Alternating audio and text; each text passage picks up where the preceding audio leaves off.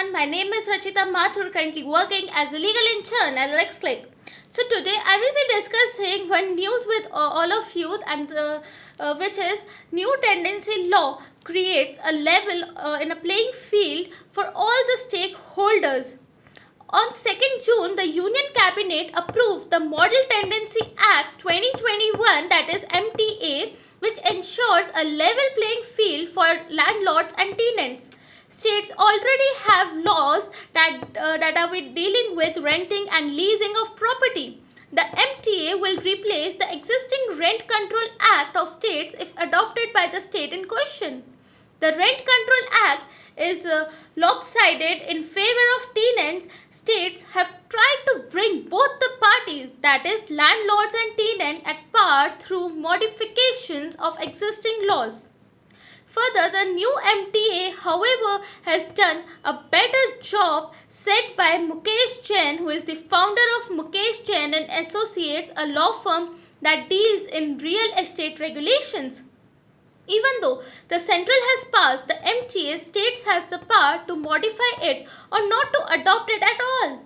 Whether states will be able to retain the balance that the Act tries to achieve depends on how they implement it.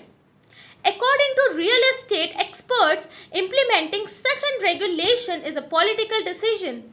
To explain it in simple words, the central and state government have exclusive power to implement specific regulations. Then there is a concurrent list where both the need to work together to implement such regulations, said by Jain. The MTA is a part of the concurrent list where it's desirable for state to implement it uniformly but not mandatory. Further, the Act is more of a policy guidelines for states. That's why it requires cabinet approval and was not required to be tabled in Parliament. To put things in perspective, the Real Estate Act, or RERA, is about buyer protection, and it does not deal directly with property laws. That's why it was been passed by the Parliament. The MTA required state to establish a rent authority that will regulate the renting of premises. Once the property owner and the tenant sign the leave and license agreement, they will need to inform the rent authority within 2 months. The proposed authority will then be issued a unique identification number. In case of dispute, the authority will take a decision based on the facts that were being submitted. The state will also need to set up a rent tribunal and rent courts to resolve their dispute. These could be fast-track resolution. According to real estate expert, the biggest concern for landlords has been squatting. Many keep their houses locked inside of renting then out due to this concern. In some states like Maharashtra, it's mandatory to register leave and license agreement with government. Even then it takes time for landlords to get relief from court.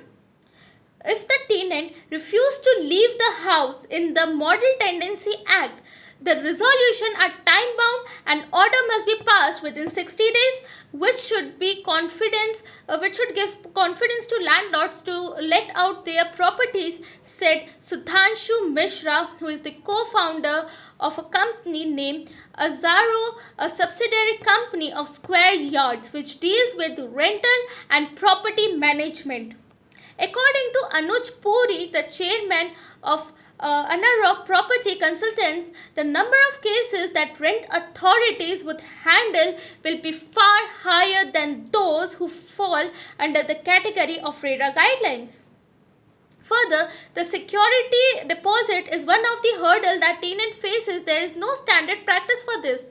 In certain countries like Bangalore and Chennai, the security deposit can be 6 to 10 months. In Pune and Delhi, it's about 2 to 3 months.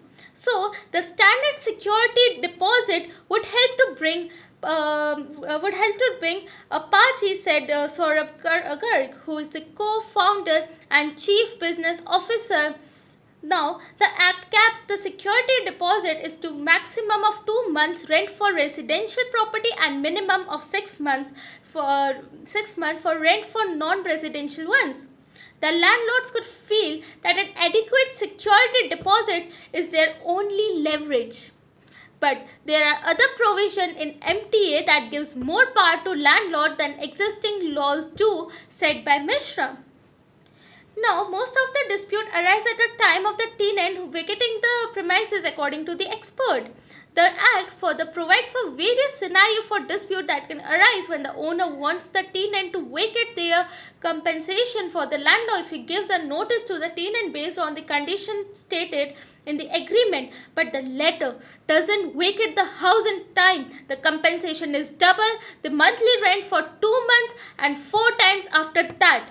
In case there is a force majeure, the owner must allow the tenant to continue the possession of the house for a month after the cessation of such an event.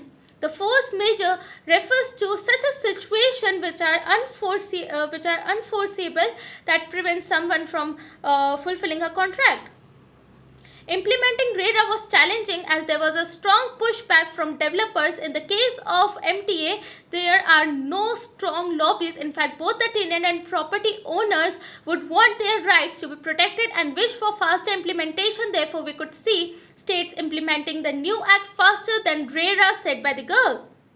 The Act covers only new agreements. Some feel that it should have broadened scope agreements that property owner and tenant have already executed, as it would help to boost their confidence. According to some real estate experts, the Act should have defined the role of property brokers in a transaction, and it should have also included the minimum compensation they could get. Thank you.